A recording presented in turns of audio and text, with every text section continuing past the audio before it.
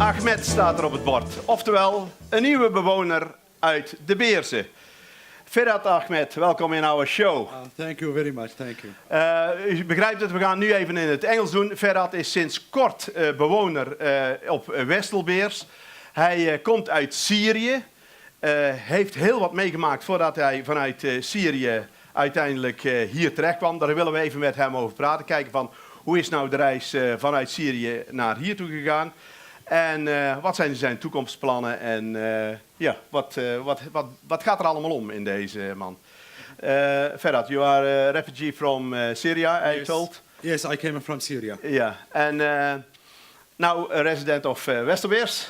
Yes. Yeah, and after this show you go to Leiden because you registered in a school there. Yeah, you started with school. Yes, the Dutch lessons. Yes, my first lesson it was last Friday. Hij heeft vrijdag dus pas de eerste keer Nederlands gehad, dus vandaar dat hij het nu nog even in het Engels wil doen. When did you arrive in the Netherlands? 30 of August 2015, last year. Last year. About 7 months, like that. Yeah, and first you was in Rosmalen. No, I made the tour. You made a tour. You know. At first, Ter Apel to Rosmalen, Ter Apel, Zwolle, Ter Apel, Rosmalen, Doetinchem. Okay. Yeah. Tour, you know. Hij kent heel Nederland. Thanks for God. It's it's a small country. You can. Yeah, that's true. But why did you leave your country? Why did you leave Syria? Not only me, why I leave my country. Many people, why they leave their country. If you saw the news, simply, this is the simple thing you can do. Just watch the news. You can know and saw by your own eyes what's happening there. Really.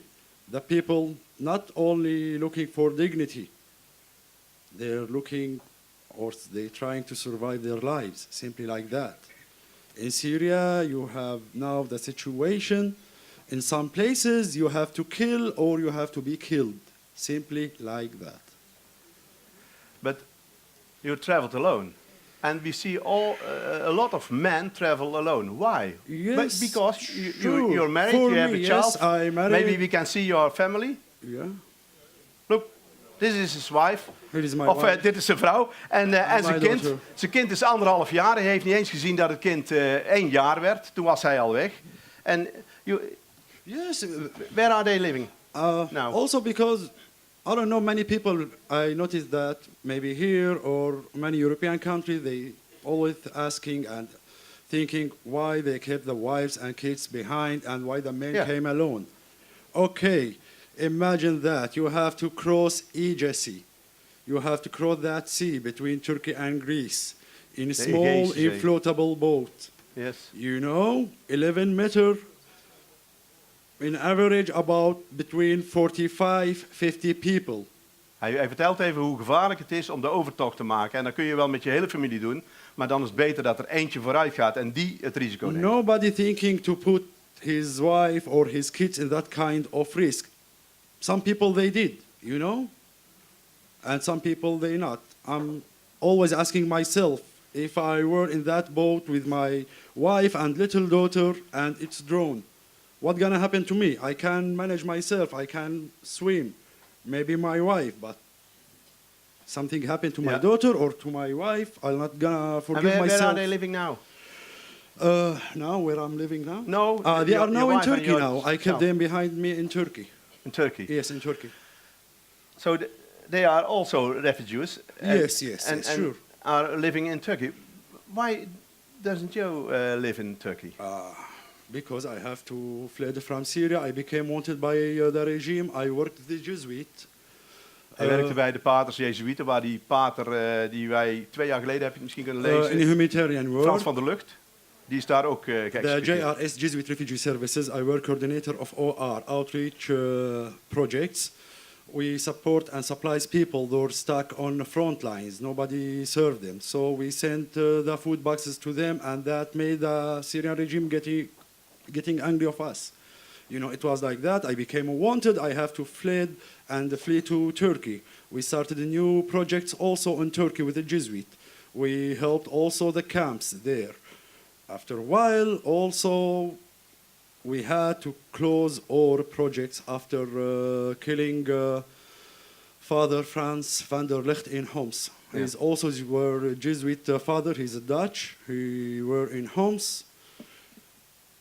He had been killed. Hij werkte ook met pater Frans van der Lucht, die in Homs dus gedood is.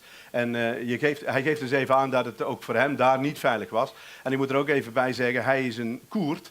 En dat betekent in Turkije ook vaak tweede rangsvolk. En vandaar dat hij dus niet echt welkom is in Turkije.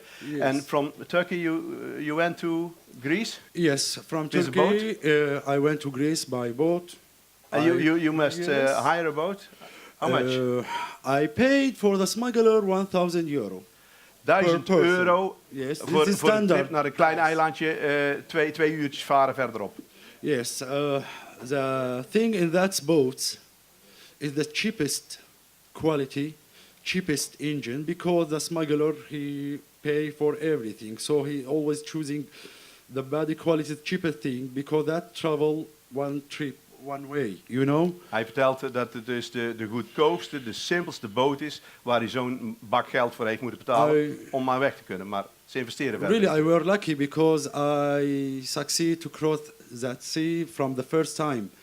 Some people, they drowned, some people had been rescued and they tried for twice or 3 times until they can manage that. So many people, they stuck also in Greece. Also, when I arrived to Greece,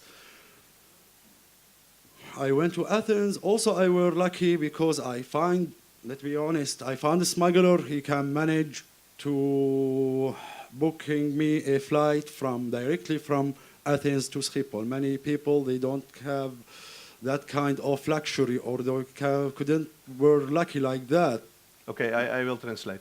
Hij heeft verteld dus dat hij met die goedkope boot weggegaan is. Dat er smokkelaars zijn die gigantisch veel geld vragen. Uiteindelijk heeft hij ook gezien dat daar mensen verdronken zijn. Hij is op dat kleine eilandje terechtgekomen.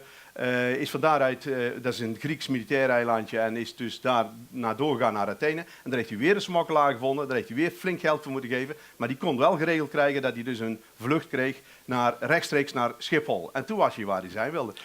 Of Nederland of Duitsland, dat maakt hem niet uit. As example, this picture from my last trip in Aleppo, I were last May there. We made the story. I'm working as a researcher with Der Spiegel magazine. We made the stories about recruiting Afghan Hazara. They are also refugees. The Iranian regime, they recruited them and sent them to fight in Syria with the regime. It's became really, it's a crazy It's your own things, picture. yes. So this picture, it's a school, had been hit by that kind of barrel bomb. The barrel bomb, it's a barrel made by metal. Its weight between 300 kilogram and 500 kilogram of TNT. They threw it randomly from the helicopters. Hij vertelt dus dat die bommen van 300 tot 500 kilo zwaar, die worden vanuit een helikopter zo naar beneden gegooid. En de vernietigingskracht is desastreus. En deze is op een school gevangen. Children Yes, were killed and that time about 16 students had been killed in that barrel. 16 of kinderen that kwamen bomb. erbij om. Okay, their ages between 8 and 12 years old. Tussen de 8 en de 12 When jaar. the barrel hit, they were taking. Why a school? Why? What You have to leave. You know, after 4 or 5, you have to grow a new generation. 4 years of war, no schools, no water, no electricity, and imagine a new generation without education. You have to do something. So some people, they volunteer to open that kind of schools to teach kids about the mathematics, reading, French language. This kind of pictures we see on television, is it true what we see on television and in the newspapers? What or you is see it on the TV or a newspaper, about just 10-15%, what did you see? It's worse like that. It's worse, Het is pas really. 10% van wat wij zien, wat er daar echt gebeurt, vertelt hij. As example, this is You're a journalist. Yes. It's very dangerous there? Sure. Sure, especially if you're working with a foreign magazine. You have no freedom of press? Before the war, sure, no freedom of press. Many journalists had been kidnapped, arrested, or simply vanished. Through the war, you know, after Al-Qaeda come to Syria, also foreigners journalists, foreigners magazine, they became also wanted by Al-Qaeda because they kidnapped them to exchange them by the money, and that happened many times. I think now there is 3 journalists now kidnapped now in Syria. Yeah. One from Germany and 2 from Spain. Mm-hmm. So nobody there now to getting inside. It's very what's hard. this? What we? This is bus. You know, now in my city they're using buses like that to protect themselves from snipers shot. Because ze gebruiken de bussen voor de scherpschutters om daar achter he te is zetten. sitting, drinking his coffee and watching the people from long side, you know, and he acting like God. I choose you to live. I choose you not to die. It's simply like that. He's shooting people just for fun. Ze schieten daar de mensen gewoon voor het plezier. Ze kiezen gewoon uit van die wel, die niet. Zo no matter woman, kids, he don't care. Ja. And about your family, you will. Yes, you will yes, sure. I'm working with my lawyer. Yes, come over? I got my asylum last 2 months.